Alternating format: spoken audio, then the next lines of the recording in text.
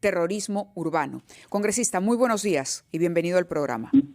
Muy buenos días a todo el Perú, a través de RPP, la señal que va a cumplir 100 años el próximo año. Saludos a Fernando y a Mávila. Muchas gracias, congresista. Explíquenos, por favor, cuál es su iniciativa y su propuesta para su región y su capital, de la que sabemos desde hace mucho tiempo, más de 10 años, que fue el origen de los comandos de aniquilamiento en el Perú y del sicariato y de la extorsión. ¿Qué está pasando ahora? ¿Qué datos tenemos sobre las particularidades de la criminalidad en Trujillo? ¿Y qué es lo que propone usted para hacer frente, después de haber registrado ahí tantos fracasos en la lucha por la seguridad ciudadana? Bueno, en primer lugar, saludo que el señor Otárola, después de 8 meses que me reuní con él el 6 de julio, y después de la comunicación que tuve con la señora Presidenta de la República, Dina Boluarte, el 12 de junio, con documento que puedo, lo presento, para pedirle el estado de emergencia para la provincia de Trujillo y la provincia de Catás, la provincia del Oro. ¿Por qué? Porque veíamos con total perplejidad cómo se incrementaban los muertos por sicariato, la extorsión y sobre todo el uso de explosivos que se daba acá en la región La Libertad. Le hice ver que si no tomábamos acciones en concreto nos íbamos a convertir en algún momento bueno, si no es un narcoestado, un estado donde gobierne el poder de la minería ilegal. Y sabemos que en el Perú son más de 500.000 extractores de oro, y en el Perú se han dado, en Trujillo especialmente, solamente en la provincia de Trujillo, 150 muertos por sicariato. Congresista en Perú, Burgos. 52, sí. Sí. No, sin duda, y eso hay que reconocerlo, de verdad, el crimen tomó Trujillo, no ahora, hace mucho tiempo. Recordamos las épocas en que ya se hablaba de el pago de cupos que se le exigía a los taxistas solamente por transitar, ¿no? Y lo que ocurría en el distrito, me parece, del Porvenir, por ejemplo. Pero la pregunta es, usted habla de terrorismo urbano y habla de actividades ilegales que estarían detrás de las organizaciones criminales, pero muchas de esas actividades ilegales son promovidas desde el Congreso. Por ejemplo, la minería ilegal. Claro, eso yo estoy en contra. Están haciendo, han presentado un proyecto de ley para formalizar, entre comillas, o realizar un reinfo, para abrir el reinfo, y eso yo estoy en contra. Tenemos que ponerle realmente en este momento paralizar estas actividades, porque realmente estamos empoderando. Usted sabe que el kilo de oro está más de $65,000. ¿Se imagina cuánto está produciendo la minería ilegal?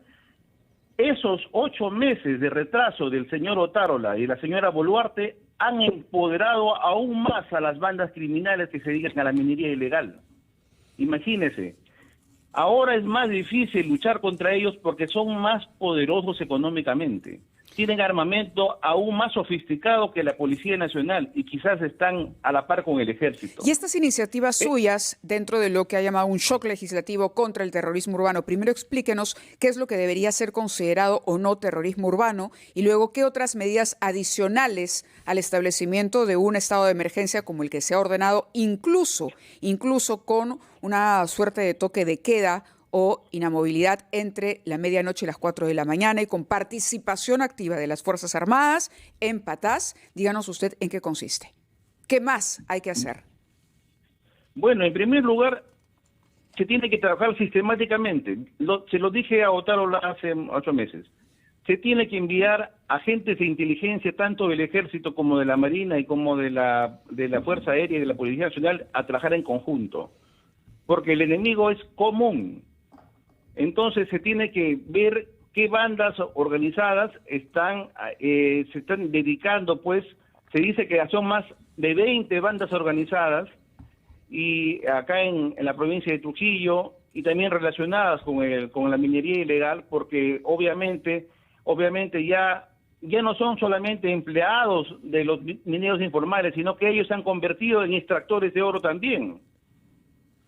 Entonces, lo que estamos haciendo, la propuesta que hice en julio y que todavía está en la Comisión de Justicia y Constitución acerca de terrorismo urbano, es considerar a todas las personas a los sicarios, extorsionadores que llegan a colocar explosivos o a asesinar a las personas, en este caso, es considerar como delito llamado terrorismo urbano. Es el artículo 315b, que sería el modificatorio al Código Penal. Señor Porque Burgos, sabemos que existe una ley contra el terrorismo. Todos los artículos que existían sobre el terrorismo que estaban en este código han sido derogados y han sido trasladados a la ley contra el terrorismo. Entonces estamos considerando dentro de la parte de la criminalidad, de la lucha contra el crimen organizado, considerar el delito de terrorismo urbano desde el, muy bien, señor Burgos, artículo 315. Señor Burgos, sí. Es cierto que cambiar las leyes puede ser útil, pero es mucho más útil hacer un trabajo de inteligencia preventivo y tener una gestión de las fuerzas de seguridad. Eso es más importante que ponerle nombres y de cambiar las leyes. Por eso le pregunto, usted ha dicho que las bandas de criminales se han empoderado durante los últimos meses en Trujillo, ya eran poderosas, lo son más ahora. La pregunta es, además de empoderarse por la posesión de armas de guerra, ¿se hayan empoderadas por la complicidad de instituciones del Estado? Y en esto incluyo al Congreso, naturalmente. ¿Hay en el Congreso hoy colegas suyos que trabajan a favor de la minería ilegal y las bandas criminales que la protegen? Lo que yo les puedo decir es que aquellos que se empoderaron y llegaron al Congreso con dinero de la minería ilegal son detestables y realmente deberían ser sancionados. Nosotros conocemos a algunos que han sido financiados por los mineros informales y definitivamente hacen daño al Perú. Hay personas que están involucradas y que quieren abrir el reinfo. Pienso que eso va a ser catastrófico para todo, para el manejo y sobre todo para la lucha contra este crimen organizado. Esos delincuentes que están empoderados en las bandas con sus bandas delincuenciales, no solamente se dedican a la extorsión, a la minería ilegal, sino están relacionados entre sí y llegan muchas veces a los funcionarios de energía y minas, a los funcionarios, también a algunos miembros del Congreso. Señor Burgos, todos estos funcionarios, congresistas y personas de los ministerios han sido denunciadas, porque usted quiere cambiar leyes, pero ¿ha denunciado usted a los que usted sabe que están protegiendo a esas bandas criminales o no lo ha hecho? No, el problema es que se tiene que investigar y para eso está la Fiscalía. El Ministerio Público no ha hecho un buen trabajo también. Hay que ser responsables en lo que uno dice. No puedo señalar con el dedo a alguna persona. Nadie lo puede hacer. Todo el mundo dice que hay congresistas que protegen a la minería ilegal y a las bandas criminales, pero nadie denuncia. Sí. Los que presentan esos documentos habría que investigarlos, ¿no? Aquellos que han presentado la apertura del reinfo, por ejemplo.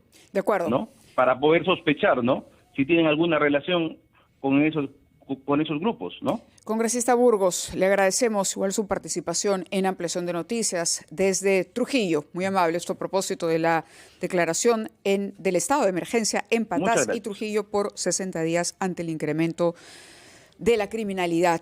9:01.